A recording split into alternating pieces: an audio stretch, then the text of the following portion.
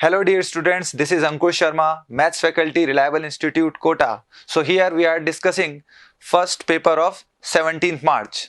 So in the section A, we are having first question.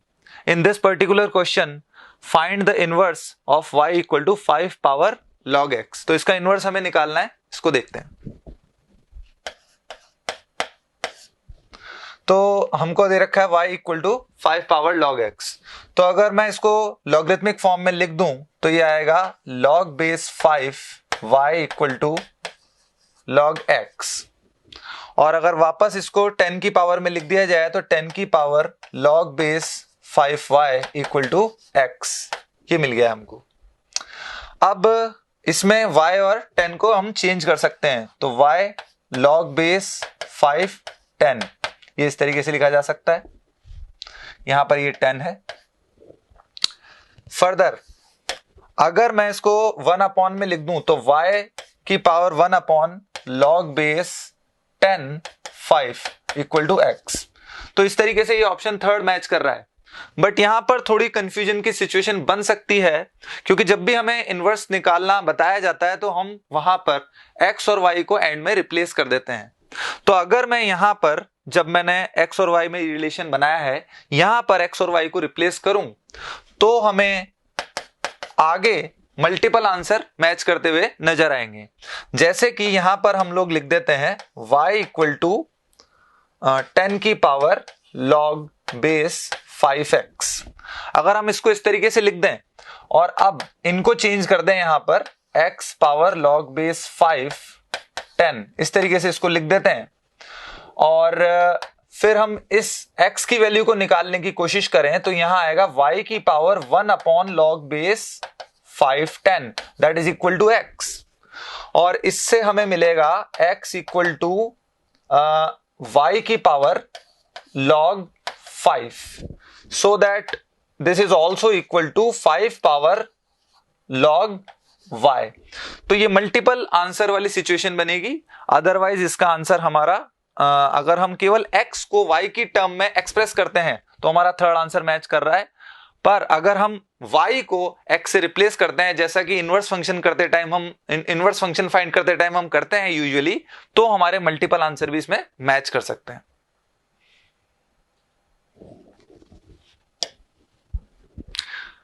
In the question number 2 A vector आपको given है, B vector आपको given है और एक condition given है R vector cross A vector equal to R vector cross B vector. तो हम सबसे पहले इस कंडीशन को लिख लेते हैं R vector cross A vector minus B vector equal to null vector. तो इससे हमें पता चल रहा है कि आर वेक्टर और A cross B vector parallel to each other है. तो आर वेक्टर को हम लिख लेते हैं यहां पे लैम्डा टाइम्स ए वेक्टर माइनस बी वेक्टर. इस तरीके से लिख लिया. तो अब ए वेक्टर माइनस बी वेक्टर हम डायरेक्टली लिख लेते हैं यहां पर माइनस के 5i और माइनस के 4j और प्लस के 10k ऐसा मिल रहा है. R vector equal to lambda times of this vector. अब हमको ऑलरेडी पता है कि r dot this vector equal to -3, तो हम इस इक्वेशन का यहां पर यूज करने वाले हैं. तो r को अगर मैं इस वाले वेक्टर से डॉट कर दूं तो इसको मैं नंबर डाल देता हूं नंबर 1. तो यूजिंग इक्वेशन 1 अगर मैं उसका यूज कर लूं तो इधर तो आ जाएगा -3 और लैम्डा टाइम्स अब इधर इसी वेक्टर से डॉट कर लें तो मिलने वाला है हमको माइनस का 5 और माइनस का 8 और इधर आ रहा है प्लस का 10. तो यहां पर आपको मिलेगा -3 again -3 lambda so that lambda comes out to be 1. तो अगर लैम्डा 1 आ गया तो इसका मतलब हमको आर वेक्टर मिल जाएगा. तो आर वेक्टर अगर हमें अब मिल गया तो a माइनस बी मतलब कि ये माइनस के 5i माइनस के 4j और प्लस के 10k ये हमारा आर वेक्टर मिल गया है. तो अब हम आर डॉट अगर ये कर लें तो इजीली हमको आंसर 12 मिल जाएगा. This is our second question. In the third question, in a triangle PQR, the coordinates of the points P and Q are this and this. P और Q के coordinate हमको दे रखे हैं और if the equation of the perpendicular bisector of PR is this, PR के perpendicular bisector की equation भी हमको प्रोवाइड करवाई जा रही है. तो उस केस में ट्राइंगल पीक्यूआर का सरकमसेंटर हमें निकाल के बताना है। तो हम एक रफ डायग्राम बना लेते हैं, यहाँ पे ट्राइंगल पीक्यूआर बना लेते हैं इस तरीके से। अब हमें P पता है यहाँ पर -2,4, हमें Q पता है 4,-2, और हमें यहाँ पर PR का परपेंडिकुलर बाइसेक्टर पता है। PR का परपेंडिकुलर बाइसेक्टर हमें पता है। We know that circumcenter is nothing but point of intersection of perpendicular side bisectors of a triangle। तो अगर P और Q पॉइंट्स जो कि दिए हुए हैं उनकी मदद से मैं PQ का परपेंडिकुलर बाइसेक्टर बना लेता हूं यहां पर, तो उसका और जो गिवन परपेंडिकुलर बाइसेक्टर है उसका जो इंटरसेक्शन पॉइंट आएगा वही हमारा रिक्वायर्ड सरकमसेंटर होगा। तो ये जो M पॉइंट है, मिड पॉइंट क्या आने वाला है इनका, मिड पॉइंट आएगा 1,1। तो मिड पॉइंट आपको पता चल गया PQ का M। और इसके बाद PQ की स्लोप कितनी है वो देख लेते हैं। PQ की स्लोप आएगी 6/-6 मतलब कि -1। तो इसका मतलब कि ये जो L लाइन है, स्लोप ऑफ L, वो उसकी स्लोप आने वाली है हमारे पास 1। तो अब अगर मैं L लाइन जो कि परपेंडिकुलर बाइसेक्टर है PQ का वो लिखूं तो वो आएगी y-1 = 1x-1। तो इसका मतलब हमको यहां मिलने वाला है y = x, एक सिंपल सी लाइन मिलेगी। अब y = x को अगर हम सॉल्व कर लें इस गिवन लाइन 2x - y + 2 = 0 के साथ, तो हमको हमारा रिक्वायर्ड आंसर मिल जाएगा जो कि -2, है। ये O पॉइंट आ जाएगा। This is our third question. Next question number 4, the system of equation this. तो 3 इक्वेशन दे रखी है XYZ में, और उसमें एक पैरामीटर इन्वॉल्व है K, और बताया गया है कि इसका कोई सॉल्यूशन एग्जिस्ट नहीं करता, तो K किसके बराबर हो सकता है। तो आप जानते हैं जब नो सॉल्यूशन की सिचुएशन बनती है तो उस केस में D डेफिनेटली 0 होता है यूजिंग क्रेमर्स रूल। तो यहां पर अगर मैं D के बारे में बात कर लूं तो D कौन होगा, K11, 1K1 और 1K। अगर इसको नो सॉल्यूशन होना है इस सिस्टम को तो D को 0 होना ही पड़ेगा, क्योंकि अगर D नॉन जीरो हो गया then definitely we have a solution. तो अगर मैं इसको सिंप्लीफाई करता हूं तो के मेरे पास 2 आंसर आने वाले हैं, या तो -2 और या तो 1। अगर मैं इसको सिंप्लीफाई कर लूं तो मेरे को 2 आंसर मिलने वाले हैं, -2 और 1। तो अगर मैं देखूं कि K की वैल्यू 1 ले ली जाए, तो जैसे ही K की वैल्यू 1 लेते हैं तो डेफिनेटली सारे के सारे ये जो इक्वेशन है वो आइडेंटिकल बन जाएंगे। मतलब ये तीनों के तीनों जो इक्वेशन है they will represent 3 identical planes. तो हमारे पास इनफाइनाइटली मेनी सॉल्यूशन वाली कंडीशन बन जाएगी। लेकिन अगर मैं K की वैल्यू -2 ले लेता हूं, अगर मैं K की वैल्यू 1 ले रहा था तो क्या हो रहा था, तो फिर इनफाइनाइटली मेनी सॉल्यूशन बन रहे हैं, इनफाइनाइटली मेनी सॉल्यूशन बन रहे हैं, क्योंकि सेम प्लेन मिल रहे हैं हमको, सारे के सारे सेम प्लेन मिल रहे हैं। तो इसका मतलब अगर हमें नो सॉल्यूशन चाहिए तो डेफिनेटली K को -2 होना पड़ेगा। फर्दर आप डिटेल में जा सकते हैं, जब हम K की वैल्यू को -2 लेंगे तो D1, D2, D3 eight K = -2, D1, D2, D3 not all 0। तो आप इजीली चेक कर सकते हैं फर्दर कि जब K की वैल्यू -2 लेंगे तो D तो 0 हो रहा है, लेकिन इनमें से सारे के सारे 0 नहीं होंगे। और अगर D1, D2, D3 इनमें से एक भी 0 होने से बच गया तो D तो 0 हो रहा है K की वैल्यू -2 पे, then in that particular case we definitely have no solution. So this is our 4th problem. तो हमारा नेक्स्ट क्वेश्चन है फ्रॉम द टॉपिक ITF। इसमें एक सीरीज का सम निकालना है। तो जो RHS में सीरीज दे रखी है इसको हम लोग tan इनवर्स में कन्वर्ट कर लेते हैं। tan inverse 1/2, tan inverse 1/8, tan inverse 1/18 and so on. तो अब ये जो आगे हमें नंबर मिल रहे हैं 1/2, 1/8, 1/18, इनको हमें इस तरीके से स्प्लिट करना है कि हमें हर टर्म में tan inverse a - b upon 1 + ab का फॉर्मूला मिल जाए। तो ये यहां पर जो 1/2, 1/8 और 1/18 मिल रहे हैं, इनको हम लोग ऐसे रफली ट्रीट कर सकते हैं कि इसको लिख सकते हैं 2/4 और 2/16, और इसके बाद लिख देते हैं 2/36।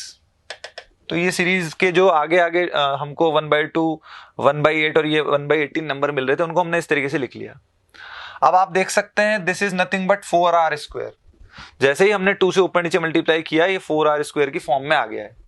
तो इन जनरल अगर मैं इसकी TR टर्म लिखूं तो वो लिख सकता हूं tan इनवर्स 2/4r²। और यहां पर आपको चेक करना बनता है, क्योंकि अगर आपने ये टर्म गलत लिख दी तो आगे कैलकुलेशन का कोई फायदा नहीं होने वाला। तो अब इसको हम लोग फर्दर स्प्लिट करेंगे, tan इनवर्स, और इसको लिख देते हैं 1 + 4r² - 1, ऐसा लिख देते हैं।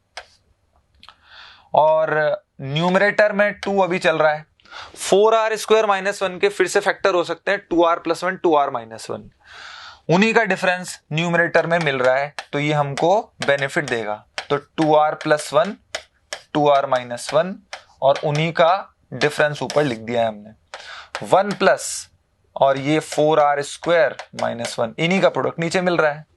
तो अब हमने इसको ऐसे स्प्लिट कर लिया है कि tan inverse a - b upon 1 + ab के फॉर्मेट में आ गया है।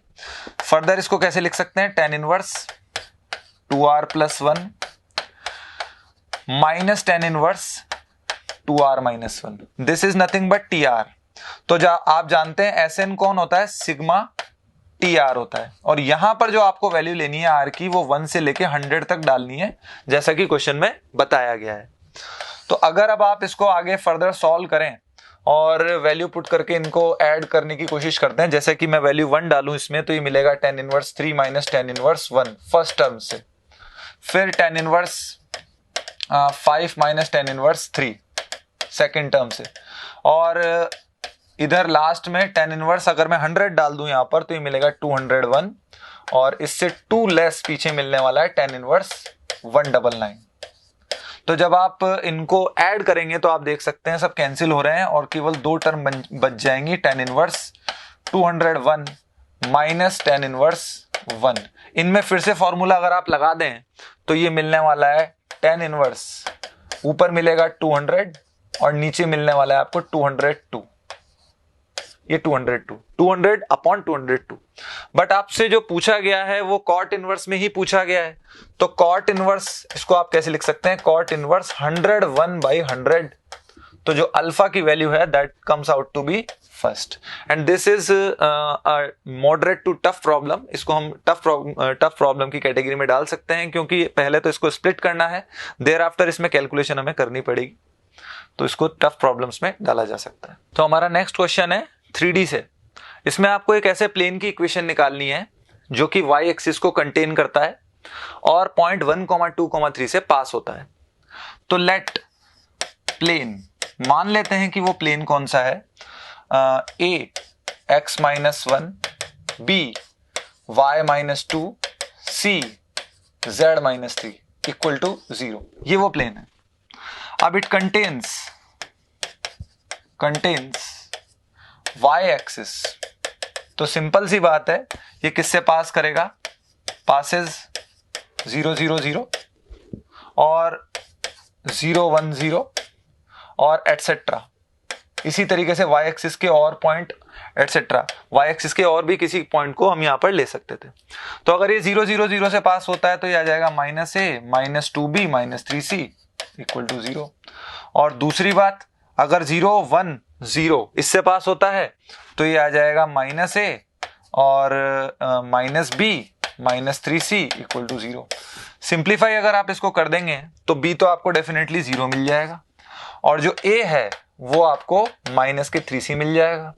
तो जो इक्वेशन हमने मानी थी उसमें a की जगह -3c रख दें, x - 1, और b की जगह 0 रख ही दिया, और c z - 3। अब हम अगर इसको सिंप्लीफाई कर लें तो ये मिलेगा -3x और यहाँ पर -3x और +z इक्वल टू 0। तो हमारा आंसर नंबर 4 आ जाएगा कि z इक्वल टू 3x। और ये एक इजी प्रॉब्लम है from the house of 3D। Next question है हमारा 7th, जो कि मैट्रिसेस का क्वेश्चन है, और इसमें एक A मैट्रिक्स दे रखी है आपको 0 sin alpha 0 and determinant of this equal to 0, then possible values of alpha, ऐसा निकालना है हमको।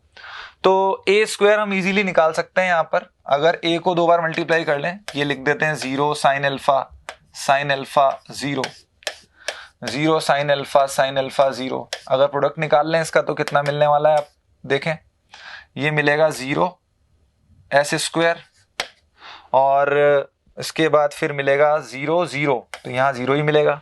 फिर उसके बाद यहाँ मिलने वाला है 0, और फिर लास्ट में वापस यहाँ पर एस स्क्वायर मिलने वाला है।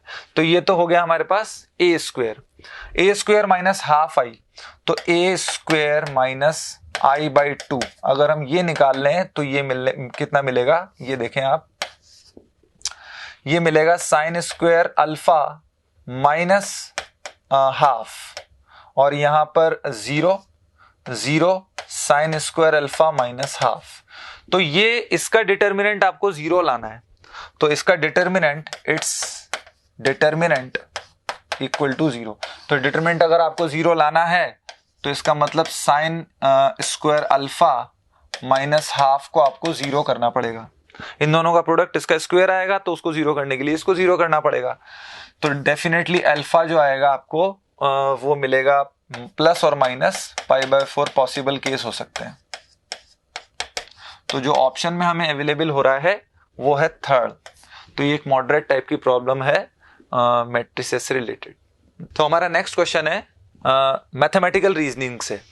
इसमें आपको बताया गया है if the Boolean expression this is a tautology then the Boolean expression this is equivalent to. मतलब आपको ये जो एक्सप्रेशन दे रखा है अगर ये टोटोलॉजी हो तो टोटोलॉजी मतलब ये हमेशा ट्रू है, इसका आंसर, इसकी जो ट्रुथ वैल्यू वो हमेशा टी में आती है, ट्रू में आती है। तो अगर ऐसा है तो हम ये कह सकते हैं कि क्यू स्टार, ये जो भी सिंबल है, और निगेशन पी, ये किसके इक्विवेलेंट होगा, definitely P implies that Q के इक्विवेलेंट होगा। केवल तभी अगर हम इसको इसके बराबर लेंगे, केवल तभी उसी केस में ये टोटोलॉजी हो सकती है। तो आप जानते हैं इफ P देन Q को हम लोग नेगेशन P और Q इस तरीके से लिख सकते हैं, और इसको लिख सकते हैं Q और नेगेशन P इस तरीके से लिख सकते हैं। तो अगर आप कंपेयर करें तो आपको ये पता चलेगा कि ये जो स्टार वाला ऑपरेशन था दैट मीन्स और, इसका मतलब है और से। तो अब आपको P स्टार निगेशन Q पूछा जा रहा है, तो P स्टार निगेशन Q अगर ये पूछा जा रहा है तो P और निगेशन Q ये पूछा जा रहा है। तो अगर ये पूछा जा रहा है तो आपका जो आंसर होगा that is our first option, जो कि फर्स्ट ऑप्शन है, क्योंकि ये क्या बन जाएगा, निगेशन Q और P। तो निगेशन Q और P को हम लोग Q implies that P लिख सकते हैं। That is an easy problem. हमारी नेक्स्ट प्रॉब्लम है प्रोबेबिलिटी से। 2 dices are rolled. If 2 dices have 6 faces numbered this, then the probability that sum of the numbers on the top faces is less than or equal to 8.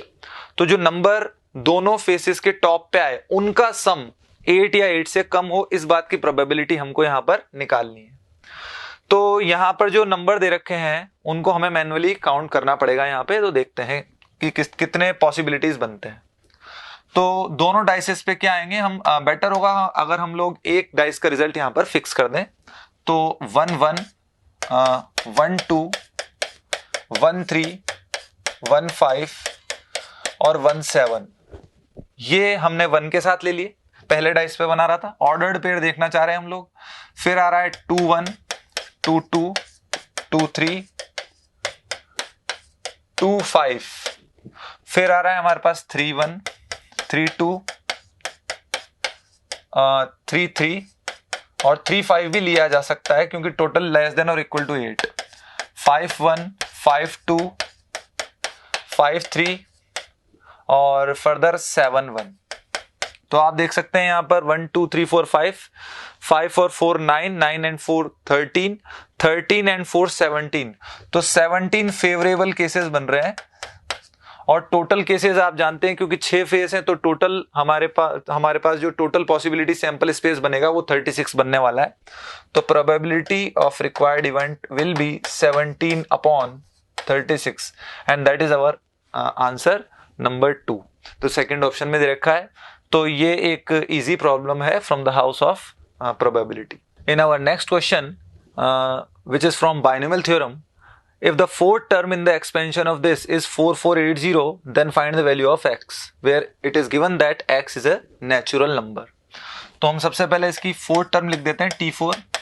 तो fourth term लिखेंगे तो 7c3 a की power में यहाँ पर 4 और जो b है उसकी पावर में 3 and that is equal to 4480. 7c3 7 6 5 1 2 3 तो 35 बच जाएगा यहाँ पर x पावर 4, x की power log base 2x power 3 equal to 4480 ये आ रहा है. तो जब हम 35 से इसको कैंसिल करेंगे तो यहाँ पर बचने वाला है 128 कैंसिलेशन के बाद. तो आप देख सकते हैं कि ये भी 2 की पावर में 7 आ रहा है और इधर जो हमको मिल रहा है उसमें ऑलरेडी लॉग में जो बेस आ रहा है वो 2 है. तो ये इंडिकेट करता है कि अगर हम आगे इसको सिंप्लीफाई करना चाहते हैं तो इजी रहेगा अगर हम बेस 2 ले लें. लॉग ले लेते हैं यहाँ पे लॉग बेस 2 x पावर 4 और x की पावर में log बेस 2x और इसकी पावर में 3 और इधर हमारे पास मिल जाएगा ये 7.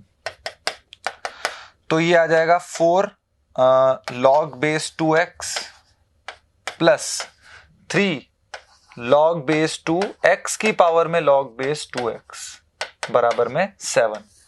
ठीक है, तो सिंप्लीफाई कर लें तो ये आ जाएगा 4t plus 3t square equal to 7. अगर हम इसको सिंप्लीफाई करें तो t के दो आंसर मिल सकते हैं, या तो 1 या तो -7/3. तो t किसको माना था हमने log बेस 2x को, तो इसका मतलब जो x आएगा आपका वो आएगा 2 की पावर 1 या 2 की पावर में -7/3. तो जैसा कि आपको बताया गया है कि x नेचुरल नंबर लेना है, इसका मतलब रिक्वायर्ड आंसर हमारा 2 है. तो एक मॉडरेट प्रॉब्लम है बायनॉमियल थ्योरम से. तो हमारा नेक्स्ट क्वेश्चन है सेट थ्योरी से. इसमें इन ए school there are 3 types of games to be played. Some of the students play 2 types of game but none play all the 3 games. मतलब बोला गया है कि कोई भी स्टूडेंट ऐसा नहीं है जो तीनों के तीनों गेम खेलता हो. तो which Venn diagram can justify the above statement. तो हमको क्या देखना है यहाँ पे कि ऐसा एक भी स्टूडेंट नहीं है जो तीनों में कॉमन हो. तो अगर हम यहां बात कर लें तो ये जहां पर मैंने पेन की टिप रख रखी है यहां पर तीनों कॉमन आ रहे हैं. यहां पर बात कर लें तो यहां पर भी ये तीनों कॉमन आ रहे हैं और यहां पर बात कर ले तो जहां मैंने पेन की टिप रख रखी है तो वहां पर भी तीनों कॉमन आ रहे हैं. मतलब इन तीनों ही वेन डायग्राम में ऐसे एरियाज की पॉसिबिलिटी बनती है जहां पर तीनों के तीनों कॉमन हो. तो इसका मतलब इस क्वेश्चन का रिक्वायर्ड आंसर है none of these and it is a very simple problem.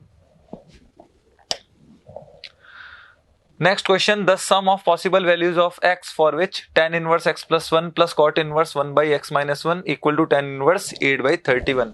तो ITF का क्वेश्चन है सेकंड इस क्वेश्चन पेपर में और इसमें एक ITF इक्वेशन हमें सॉल्व करनी है.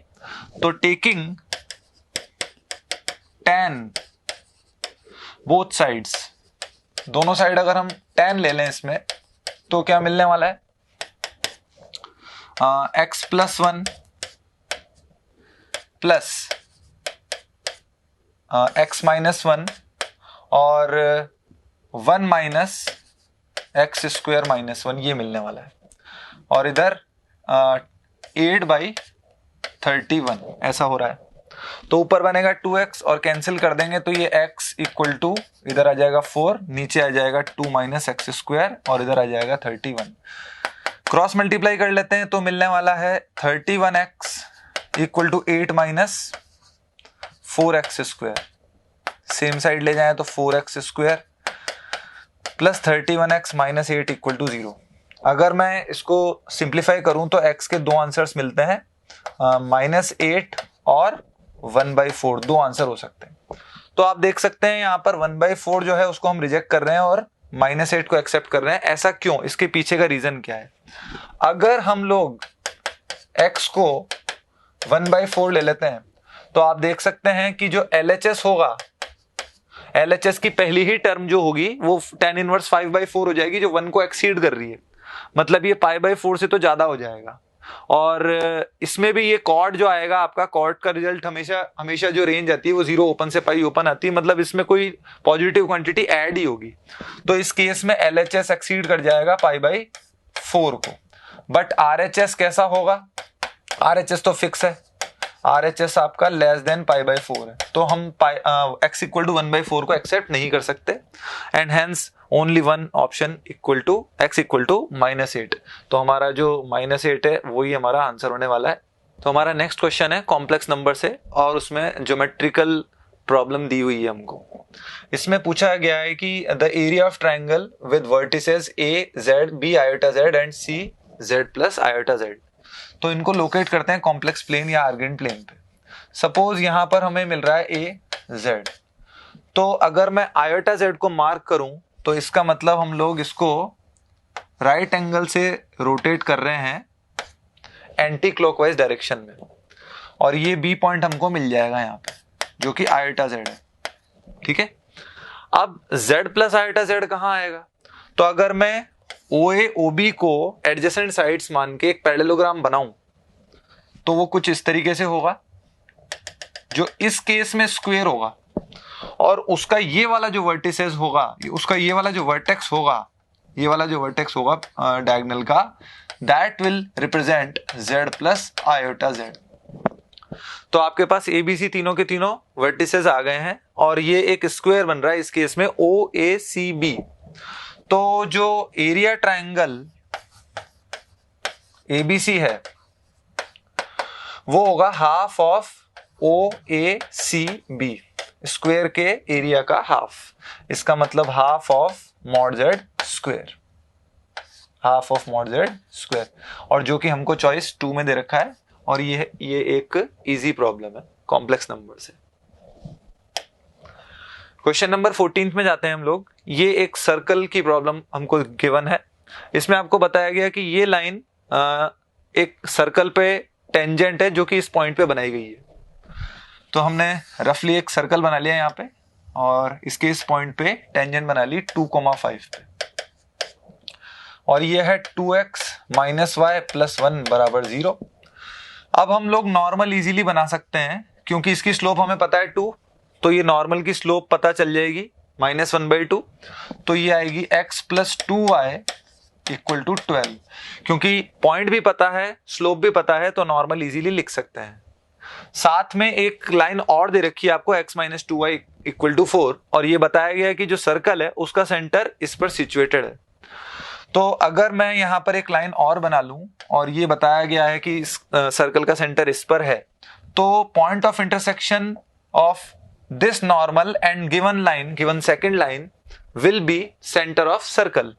तो ये वाली लाइन जो थी x minus 2y equal to 4, इसको नंबर 2 और इसको नंबर 1, तो नंबर 1 और 2 को अगर मैं सिंप्लीफाई कर दूं तो मुझे मिलने वाला है centre C 8,2।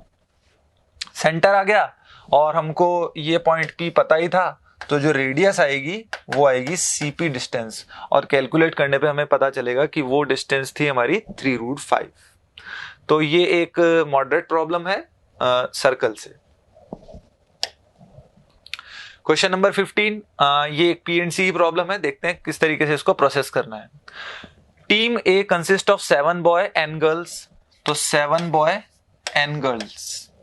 Team B has 4 boys and 6 girls, 4 boys and 6 girls। तो ये है टीम A और ये है टीम B, इस तरीके से। If a total of 52 single matches can be arranged, single matches मतलब 1-to-1 मैचेस, जिसमें एक प्लेयर से मैच करता है, प्ले करते हैं, can be arranged between these two teams when a boy plays against a boy and a girl plays against a girl। तो हमें सिंगल मैचेस इस तरीके से अरेंज करने हैं जिसमें बॉय टू बॉय हो और गर्ल टू गर्ल हो। तो ऐसे कितने मैचेस आपको बताए गए हैं? इन टोटल 52, वो ऑलरेडी आपको गिवन है। तो उस केस में हमको n का आंसर बताना है। तो अगर इधर से एक बॉय लेते हैं तो 7C1, उधर से एक बॉय लेते हैं 4C1, प्लस अगर गर्ल टू गर्ल लेते तो NC1 और इधर 61 और ये आपको दे रखा है टोटल पहले ही 52। तो आपके पास ये कितना आ गया, ये हो गया 28 और ये कितना आ गया 6n और ये आ गया 52।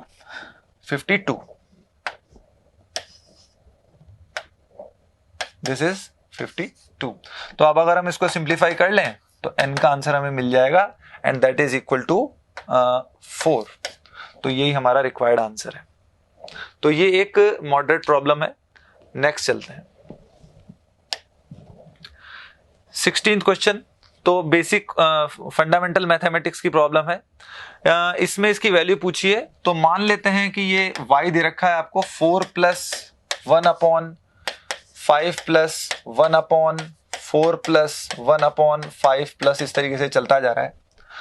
तो आप देख सकते हैं इसमें एक पैटर्न फॉलो हो रहा है इनफाइनाइटली मैनी टाइम्स। तो अगर मैंने इसको y माना है तो y equal to 4 plus 1 upon 5 plus और ये वापस से 1 अपॉन y लिखा जा सकता है। इसको 1 अपॉन के बाद ही रिपीट हो रहा है और ऐसा इसलिए लिख सकते हैं यहाँ पे क्योंकि ये इनफाइनाइटली मेनी टाइम्स रिपीट हो रहा है सेम पैटर्न।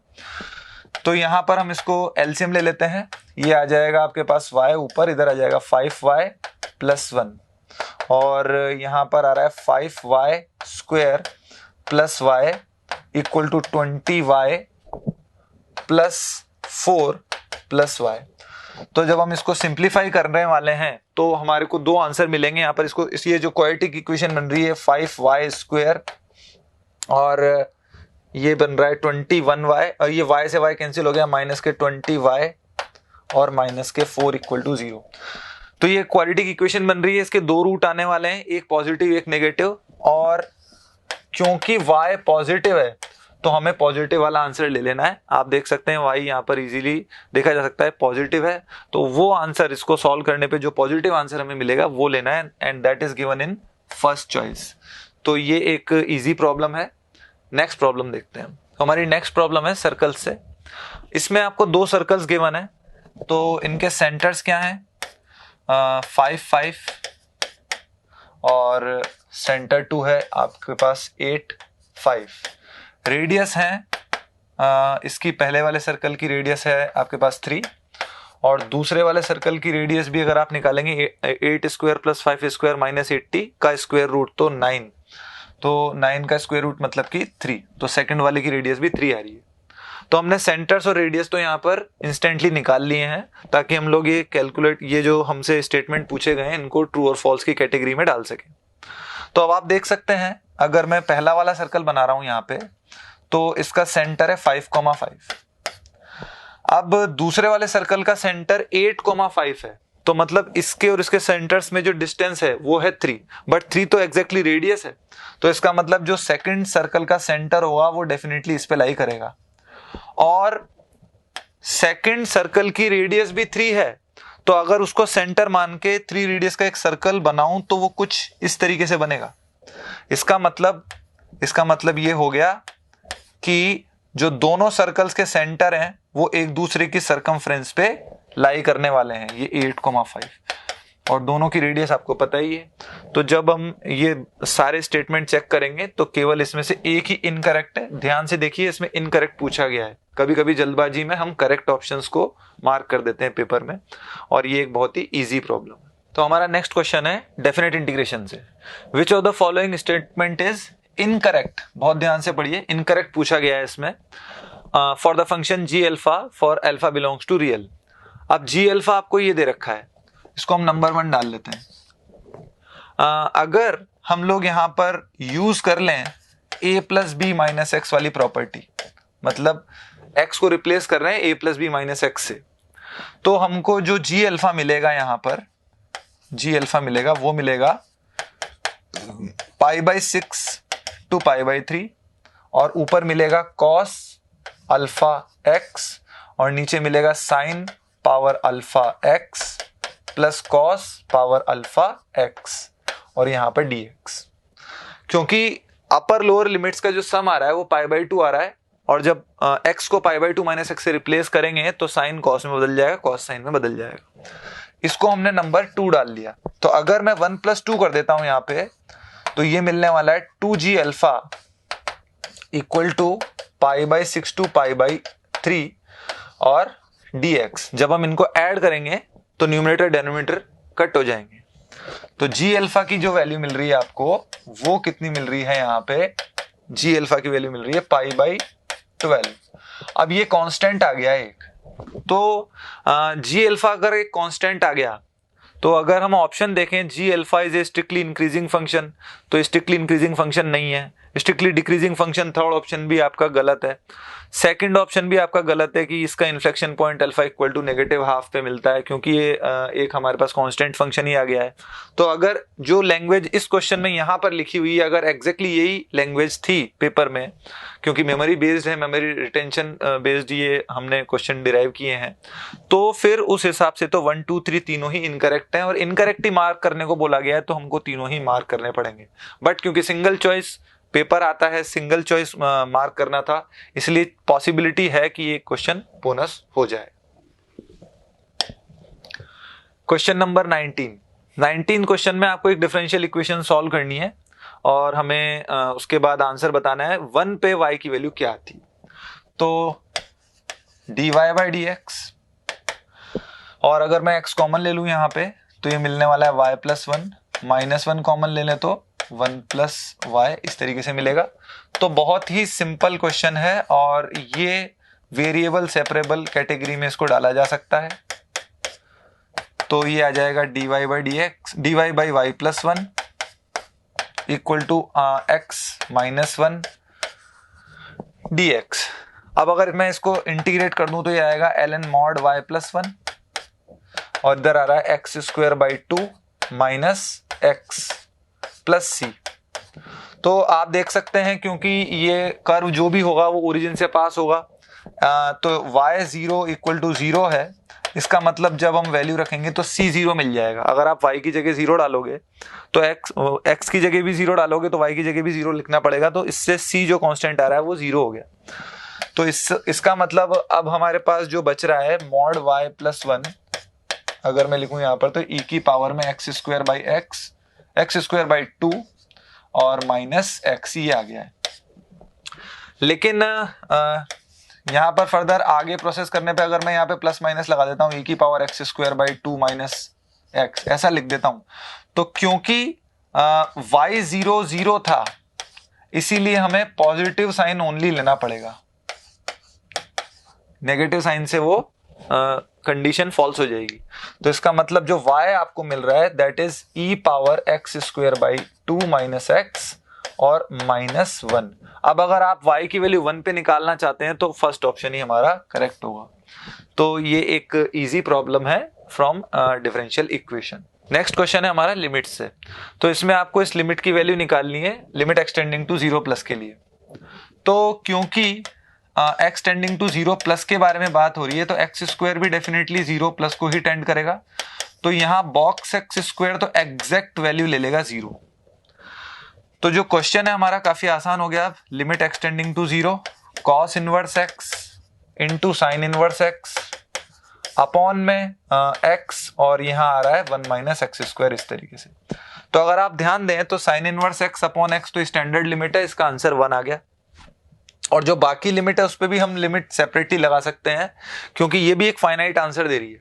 तो इसका आंसर तो 1 आ जाएगा। और cos इनवर्स 0+ पे बात करेंगे तो दैट विल बी π/2, डेनोमिनेटर तो 1 होगा। तो यही हमारा रिक्वायर्ड आंसर है जो कि फोर्थ ऑप्शन में। It is a very easy problem.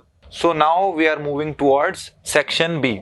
Section B में हमारा पहला क्वेश्चन कुछ इस तरीके से है, the maximum value of z in the following equation z = 6xy + y² where 3x + 4y <= or = 100 and 4x + 3y <= or 75 for x greater or equal to 0 and y greater or equal to 0।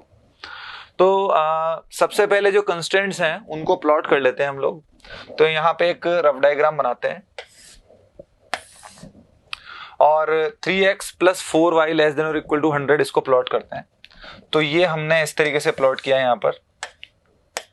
तो ये point आपको मिल जाएगा 100/3, और ये वाला point आपको मिल जाएगा 0,25, ये मिल गया। सेकंड कंस्टेंट को अगर मैं प्लॉट करूंगा तो इसका y वाला जो इंटरसेक्शन आएगा वो सेम आएगा और x वाला कुछ इस तरीके से यहाँ पे मिलेगा 75/4,0 ये मिल गया। और आपको x और y दोनों नॉन नेगेटिव बोले गए हैं तो आपको ये वाला रीजन इसमें लेना पड़ेगा। तो यहाँ पर ग्राफ बनाने से, प्लॉटिंग करने से एक बात तो बिल्कुल क्लैरिफाई हो गई है कि अगर मैं ये वाली कंस्टेंट पूरी कर दूं तो ये ऑटोमेटिकली पूरी हो जाएगी as far as x and y are non negative concern. तो हमको कंस्टेंट केवल इसी पे ध्यान देना है, ये वाली कंस्टेंट अपने आप पूरी हो रही है अगर मैं इसको पूरी कर रहा हूं तो। अब हम जो z जिसको हम मैक्सिमाइज करना चाह रहे हैं उसको लिख लेते हैं कुछ इस तरीके से, z equal to y common ले लेते हैं यहां से 6x प्लस y, इस तरीके से लिख दिया। अब अगर मैं सेकंड वाली इक्वेशन जो हमने ये ली थी इससे x की वैल्यू निकालूं यहां पर, तो इससे x किससे लेस और इक्वल आएगा, x लेस और इक्वल 75 माइनस 3y अपॉन 4 ये आ रहा है। तो यहां पर हम x सब्स्टिट्यूट कर देते हैं जो कि ज्यादा आसान रहेगा क्योंकि y दो जगह दिख रहा है हमको। तो इसका मतलब जो z है वो किससे लेस और इक्वल हो जाएगा, क्योंकि हम जो सब्स्टिट्यूट कर रहे हैं that is x less than और इक्वल टू दिस। तो यहाँ y यहाँ पे लेस और इक्वल का साइन आ जाएगा इक्वल की जगह पे और अंदर आएगा 6, x की जगह पे हम लोग ये लिख रहे हैं उससे ग्रेटर और equal value 75 minus 3y/4 plus y, ये आ गया। तो अब हम देख सकते हैं कि हमको यहाँ पर एक y में क्वाड्रेटिक इक्वेशन मिल गई है RHS में। तो अगर मैं इसको सिंप्लीफाई करूं तो ये मिलने वाला है 1/2 225y माइनस 7y²। और एक क्वाड्रेटिक एक्सप्रेशन की मैक्सिमम वैल्यू हम लोग निकाल सकते हैं जो कि -d/4a पे ऑकर होती है अगर लीडिंग कोफिशिएंट नेगेटिव हो। तो अब आप जब -d/4a से कैलकुलेट करेंगे तो z मैक्स जो आपको मिलेगा दैट विल बी 225 का होल स्क्वायर अपॉन 56, जिसको आप कैलकुलेट करेंगे तो लगभग उसका आंसर 904.01 ये मिलने वाला है, जिसको राउंड ऑफ करने पे हमको 904 मिलेगा। तो this is our required answer. तो नेक्स्ट क्वेश्चन है हमारा कंटिन्यूटी डिफरेंशिएबिलिटी से। इसमें आपको एक फंक्शन दे रखा है fx इस तरीके से और बताया गया है it is continuous at each point in its domain और आपको f0 की वैल्यू 1/k भी गिवन है। तो उस केस में हमको k की वैल्यू बतानी है। तो क्योंकि बताया गया कि हर जगह कंटिन्यूअस है डोमेन में और f0 की वैल्यू 1/k गिवन ही है तो इसका मतलब 0 पे भी कंटिन्यूअस होगा। तो 0 पे कंटिन्यूअस होगा इसका मतलब f0 equal to limit extending to 0 fx, ये बात सच होगी। तो f0 जो है आपका वो तो 1/k है और लिमिट अब हम निकाल रहे हैं 0 पे, तो ये आ रहा है cos sin x minus cos x upon में x raise to the power 4। तो अभी इसको सिंप्लीफाई कर लेते हैं, लिमिट एक्सटेंडिंग टू 0 और ये आ रहा है cos c minus cos d 2 sin c प्लस d/2 sin d माइनस c/2 whole upon x raise to the power 4। तो ये आ गया है। अब इस वाले एंगल को देखें हम लोग तो ये एक्सटेंडिंग टू 0 पे 0 की तरफ ही अप्रोच कर रहा है और ये वाला जो एंगल है ये भी एक्सटेंडिंग टू 0 पे ये भी 0 की तरफ ही टेंड कर रहा है, ये वाला एंगल भी। थोड़ी देर के लिए इसको थीटा और इसको फाई बोल देते हैं। तो ये साइन थीटा हो रहा है और ये साइन फाई हो रहा है, जहां थीटा और फाई दोनों अप्रोच कर रहे हैं 0 की तरफ। अगर x 0 की तरफ अप्रोच कर रहा है तो हम थीटा और फाई दोनों से ही मल्टीप्लाई डिवाइड कर देते हैं। तो मल्टीप्लाई डिवाइड कर देंगे तो साइन थीटा बाई थीटा और साइन फाई बाई फाई वो दोनों ही दोनों 1 दे देंगे और जो बच जाएगा वो कुछ इस तरीके से 2 sin x plus x upon 2 और x minus sine x upon 2 और 1 अपॉन में x raise to the power 4। हमने यहाँ पे क्या किया है, ये जो आगे एंगल है इसी का मल्टीप्लाई डिवाइड किया है। तो after balancing we are getting final step this. तो यहां पर अभी 2 से 2 कैंसिल हो जाता है और उसके बाद जो बचता है वो limit extending to 0 sin x plus x upon इसको लिख देते हैं यहाँ पे 2x, और यहाँ जो बच जाएगा वो आएगा x minus sign X upon x cube, ये इस तरीके से आएगा। तो आप देख सकते हैं इसकी लिमिट अगर लगाऊंगा तो डेफिनेटली हमको 1 मिलने वाला है, क्योंकि sine X upon X extending to 0 पे 1 और x अपॉन एक्स वो कट जाएगा, तो 1/2 प्लस 1/2 मतलब ये तो 1 मिलने वाला है। और जो बचा हुआ है लिमिट एक्सटेंडिंग टू 0, ये भी फाइनाइट लिमिट बनेगी अगर मैं साइन एक्स का एक्सपेंशन कर दूं तो x³/6 और इस तरीके से आगे अपॉन में x³। तो इसका जो टोटल आंसर आ रहा है that comes out to be 1/6। इसका आंसर अगर 1/6 आया तो k की वैल्यू इजीली देख सकते हैं 6 होगी। नेक्स्ट क्वेश्चन आ रहा है और वापस से एक ITF का क्वेश्चन हमारे सामने है, और इसमें डेरिवेटिव पूछा गया है, तो मिक्स कह सकते हैं ITF और डिफरेंशिएशन का, इसको MOD और ITF का मिक्स क्वेश्चन है। इसमें आपको fx दे रखा है कुछ इस तरीके से, and its first derivative with respect to x is this, उसको कोई फॉर्मेट में इन्होंने लिख रखा है। तो आपको ये फॉर्मेट तब दे रखा है जब x की वैल्यू 1 है और a और b इंटीजर बताए गए हैं, तो हमको इसकी मिनिमम वैल्यू बतानी है। तो देखते हैं।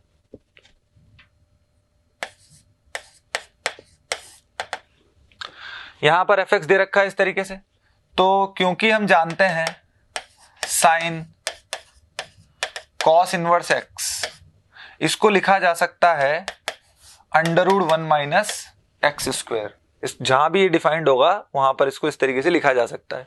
तो अगर मैं यही प्रोसेस लगाऊं तो fx को किस तरीके से लिखा जाएगा, स्क्वायर रूट ऑफ 1 माइनस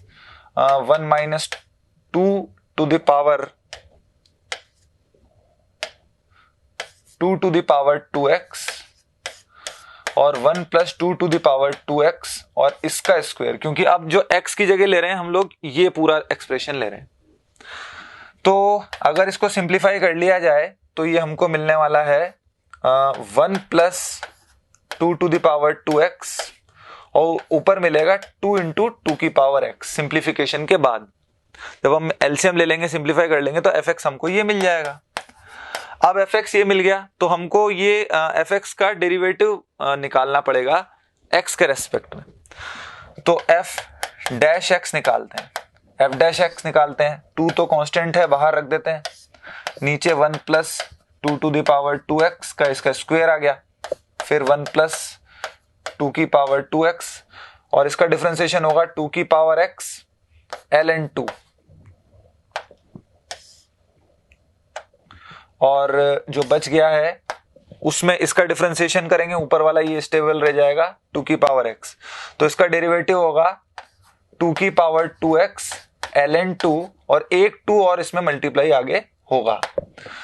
तो ये हमने f डैश x निकाल लिया है यहाँ पे। तो आपके पास अब f डैश x आ गया है, इसकी वैल्यू x इक्वल टू 1 पे निकालनी है।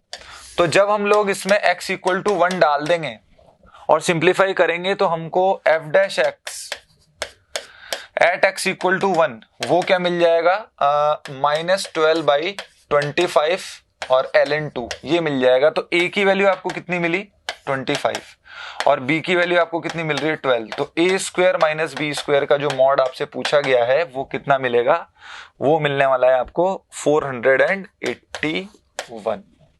तो हमारा नेक्स्ट क्वेश्चन है क्वेश्चन नंबर 4 प्रोबेबिलिटी से।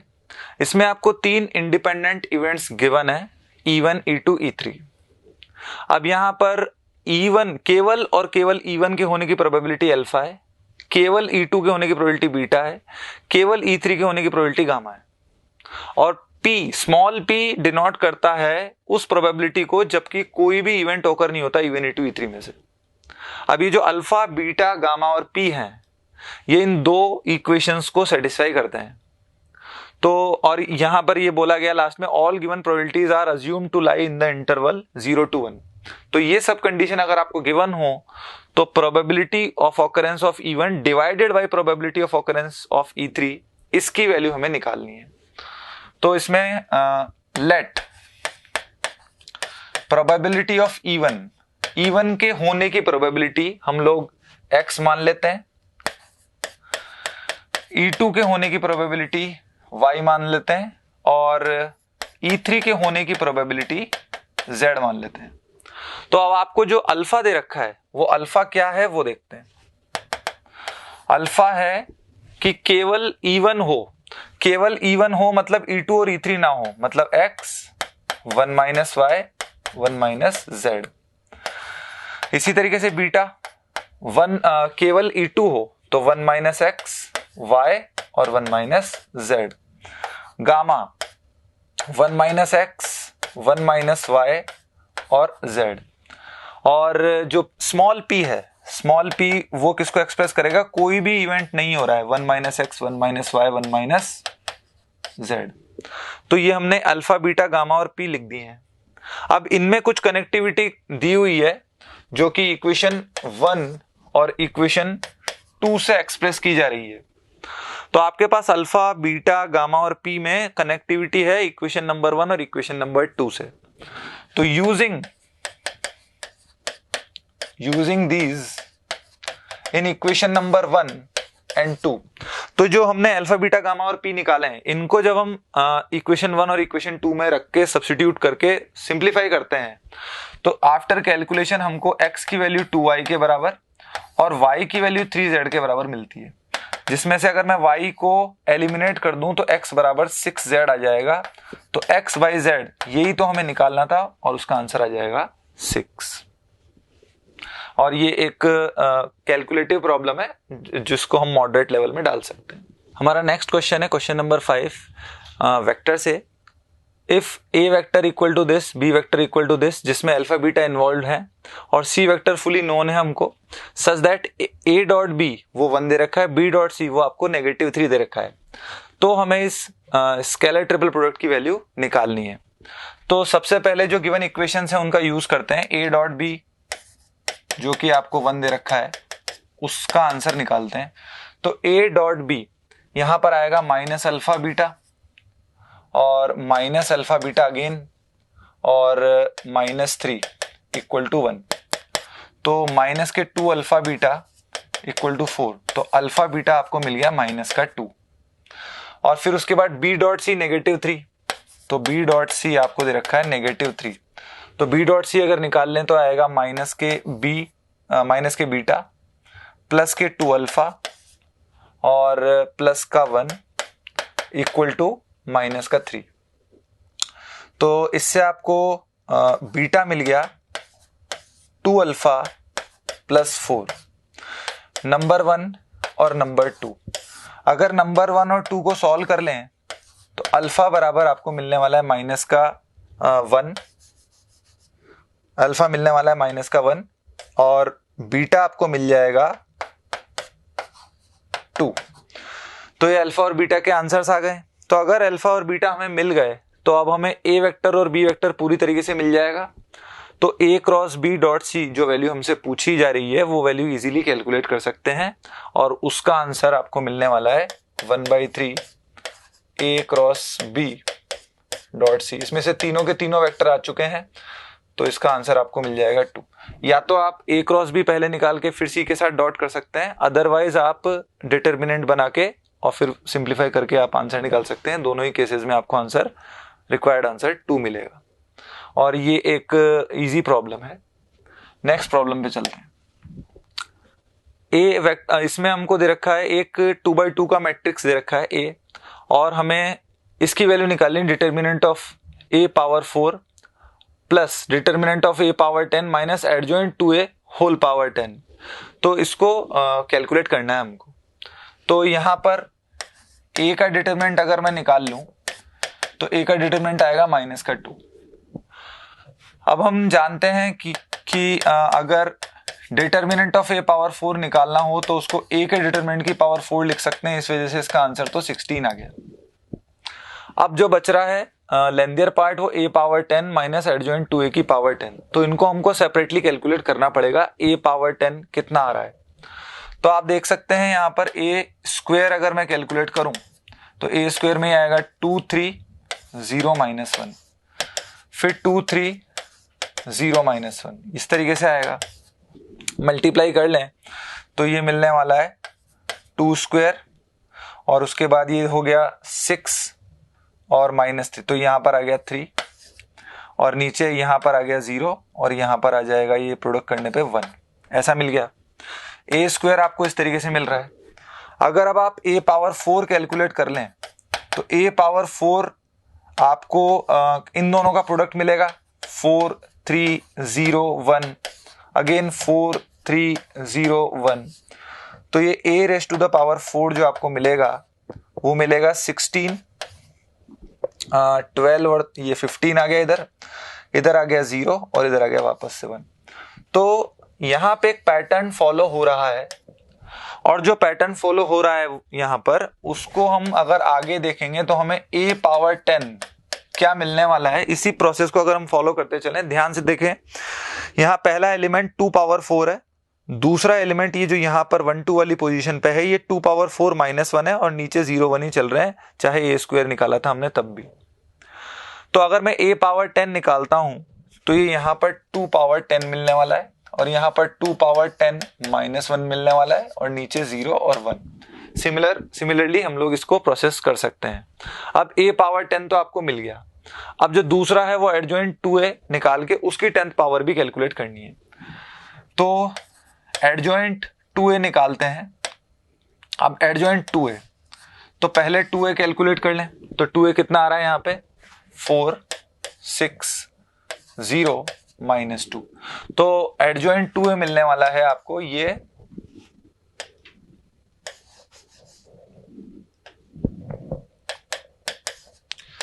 -2 4 और 0 -6। ये इस तरीके से एडजॉइंट 2a मिल गया आपको।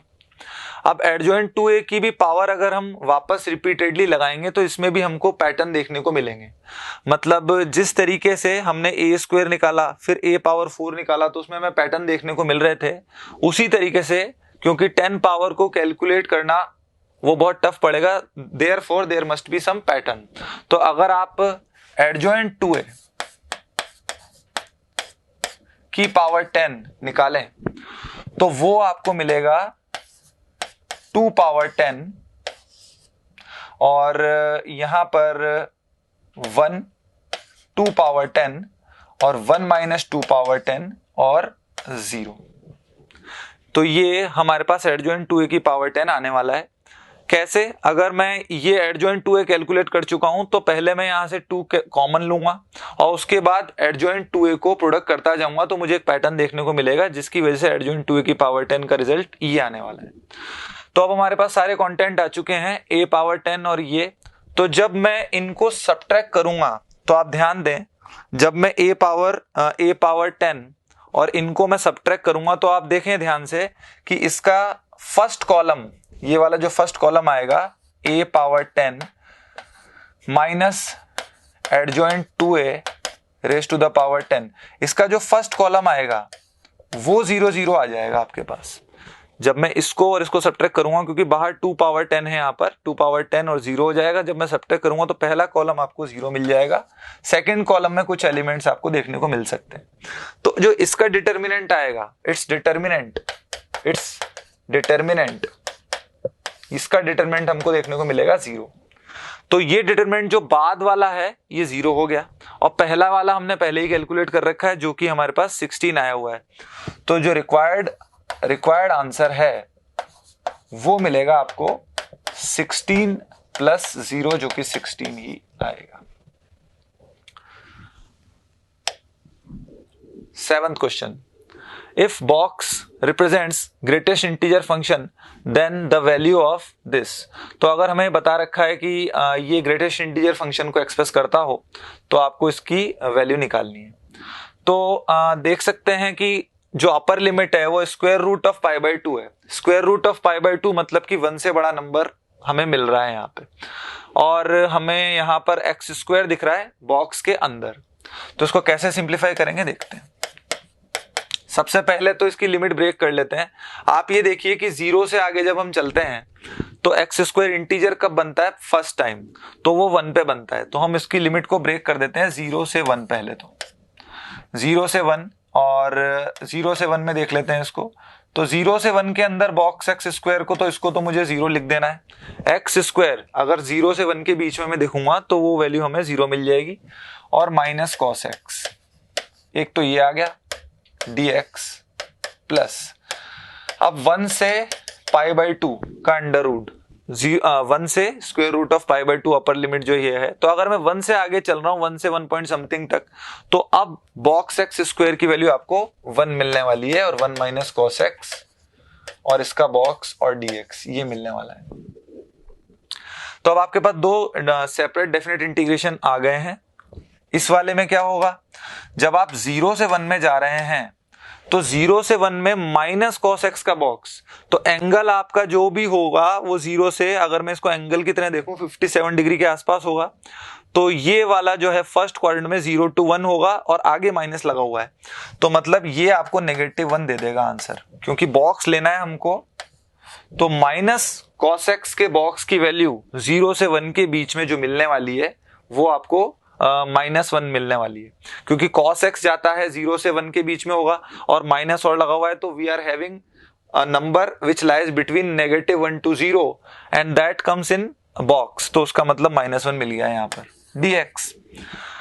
अगेन हम लोग यहाँ पर जब इसमें मूव कर रहे हैं तो इसमें क्या मिलने वाला है, इसको हम लोग इस तरीके से ब्रेक कर सकते हैं, 1 से square root of pi by 2 और 1 को सेपरेटली लिख देंगे प्लस माइनस कॉस एक्स इस तरीके से लिख देंगे, और क्योंकि 1 इंटीजर है तो बाहर निकाला जा सकता है। और अगेन वही वाली बात हम यहां पर भी प्ले करेंगे कि ये वाला जो भी आंसर हमें देखने को मिलने वाला है, ये आंसर जो भी होगा 1 से, अभी भी हम लोग 1 से 1 पॉइंट समथिंग तक जा रहे हैं, तो अभी भी हम लोग पाई बाय 2 से पीछे ही हैं, तो अभी हम ये कह सकते हैं कि ये जो भी एंगल होगा 1 से लेके और अंडर रूट पाई बाय 2 ये अभी भी एक्यूट एंगल के अंदर ही अंदर रहेगा। तो इस वाले का आंसर हमको क्या मिलने वाला है, माइनस के कॉस एक्स का बॉक्स जो मिलने वाला है वो मिलेगा वापस से -1। तो ये मिलेगा कितना, इसका आंसर तो कितना आ गया हमारे पास, फर्स्ट वाले का आंसर आ गया -1, और इधर से क्या मिल गया है 1 से square root of pi by 2, ये है 1 और इसका बॉक्स आएगा -1 और dx, तो कुल मिला के ये हमको -1 आंसर दे देगा, जिसका की मॉड निकालना है तो रिक्वायर्ड वैल्यू होगी -1 का मॉड, जो कि 1 आंसर देगा। तो ये हमारा इसका आंसर 1 आ गया है। ये एक मॉडरेट लेवल की प्रॉब्लम है फ्रॉम डेफिनेट इंटीग्रेशन। हमारा नेक्स्ट क्वेश्चन है question 8, the minimum distance between any two points P1 and P2 while considering point P1 is on circle and point P2 on other circle for the given circles equations. तो मतलब आपको बताया जा रहा है कि आपको दो सर्कल जो दिए हुए हैं, पहले वाले सर्कल पे एक पॉइंट है P1, दूसरे वाले सर्कल पे एक पॉइंट है P2, तो इन दोनों पॉइंट्स के बीच में मिनिमम डिस्टेंस कितनी होगी वो बतानी है।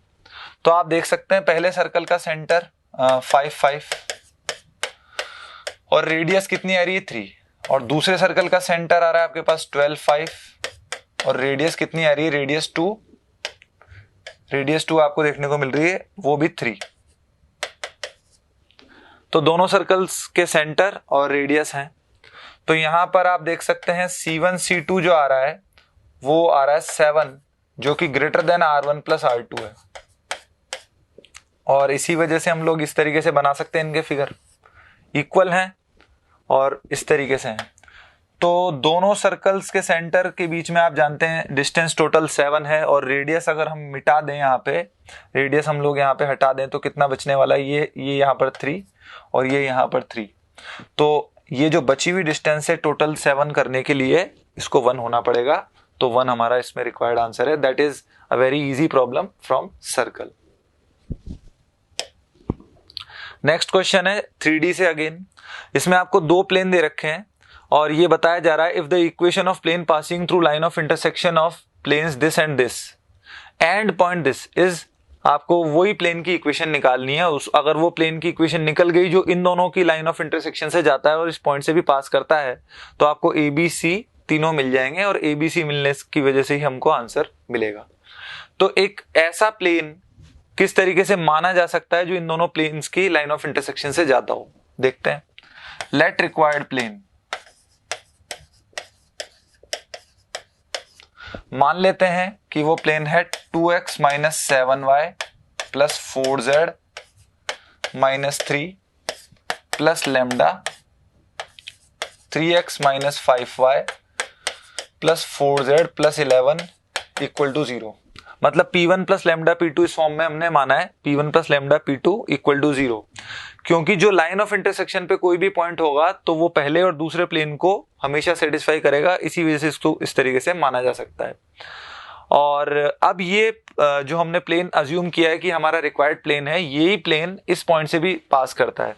तो किससे पास कर रहा है? पासेस -2, 3, 1, तो इससे पास करवा देते हैं। तो कितना आ जाएगा? -4, -7 प्लस के 12 माइनस के 3 प्लस लैम्डा, यहाँ पे मिल गया है हमको -6 और -5, -6 और प्लस के 12 और प्लस के 11 इक्वल टू 0। तो अगर सिंप्लीफाई कर लें तो इसमें लैम्डा की वैल्यू हमें मिल जाएगी 1/6। तो अगर लैम्डा हमें 1/6 मिल गया है यहाँ पे, तो लैम्डा की वैल्यू सब्स्टिट्यूट करके इक्वेशन 1 में इसमें पुट कर सकते हैं, और लैम्डा की वैल्यू सब्स्टिट्यूट करके इक्वेशन नंबर 1 में हमें रिक्वायर्ड प्लेन मिल जाएगा, जिससे ABC की वैल्यू मिल जाएगी। और ABC की वजह से हमें जो रिक्वायर्ड वैल्यू हमें जो चाहिए उसका आंसर हमको 4 मिल जाएगा। नेक्स्ट क्वेश्चन है क्वेश्चन नंबर 10, और ये बाइनोमियल थ्योरम टॉपिक से है। इसमें आपको बताना है कि अगर इस नंबर को 17 से डिवाइड किया जाए तो रिमाइंडर क्या होगा। तो बेस इसका जो है 2021 दे रखा है आपको। तो बेस जो है वो 17 के मल्टीपल से एक कम या एक ज्यादा पे हमको लाना है, ताकि हम लोग इसको इजीली कर पाएं। तो अभी तो ये 17 के मल्टीपल से थोड़ा डिफरेंस पे है, तो लेकिन 2023 जो होता है वो 17 से कंप्लीटली डिविजिबल होता है रिमाइंडर 0 के साथ। तो अगर मैं इसको 2023 -2 और इसकी पावर में 3762 इस तरीके से लिख दूं, तो अब जब मैं इसको एक्सपेंड करूंगा तो हमको मिलेगा सारी टर्म में 2023 आएगा एक्सेप्ट द लास्ट टर्म। तो यहां पर आएगा 2023 इंटू इंटीजर, और लास्ट टर्म में आएगा 2 की पावर 3762, और प्लस आ जाएगा क्योंकि इवन पावर है। तो अब हमको ये तो पता है कि ये तो डिविजिबल बाई 17 होता ही है, तो यहां तो 17 से डिविजिबल हो ही रहा है। अगेन टारगेट हो गया है हमारा 2 की पावर 3762, तो इसको 17 से डिवाइड करने पे जो रिमाइंडर आएगा वही हमारा रिक्वायर्ड रिमाइंडर होगा। तो अभी इसको हम लोग लिख सकते हैं कुछ इस तरीके से, 2 की पावर 2 इंटू 2 की पावर 3760, ऐसे लिख सकते हैं। ये तो पूरा डिविजिबल बाय 17 हो ही रहा है, प्लस 4। अब ये जो हमारे पास 2 की पावर 3760 हमने बनाया, इसको ऐसा इसलिए बनाया ताकि हम लोग इसको 2 की पावर 4 में कन्वर्ट कर पाएं। तो अगर इसको 2 की पावर 4 में कन्वर्ट कर लें तो ये 16 और 16 की पावर 940 हो गया। मतलब 2 की पावर 4 लेके तो हमने 16 बना दिया, और जो पावर प्रोडक्ट में बच जाएगी वो उसकी वजह से 940 आ जाएगा। तो यहां पर आ गया 4। अगेन 16 को लिख सकते हैं 17 - 1 रेज़ टू द पावर 940, ऐसे लिख सकते हैं। तो वापस जब हम इसको ओपन करेंगे तो सभी 17 इंटू इंटीजर वाली फॉर्मेट में मिलने वाले हैं सभी number except the last one.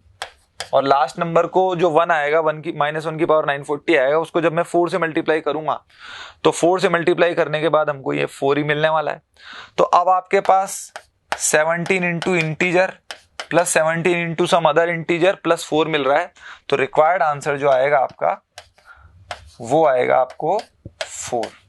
यहां पर हम टारगेट इस बात को कर रहे हैं कि जो भी हमारा बेस आए वो 17 या उसके किसी मल्टीपल से एक कम या एक ज्यादा है, ताकि जब हम डिवाइड करें तो हमें 1 से ही डील करना पड़े।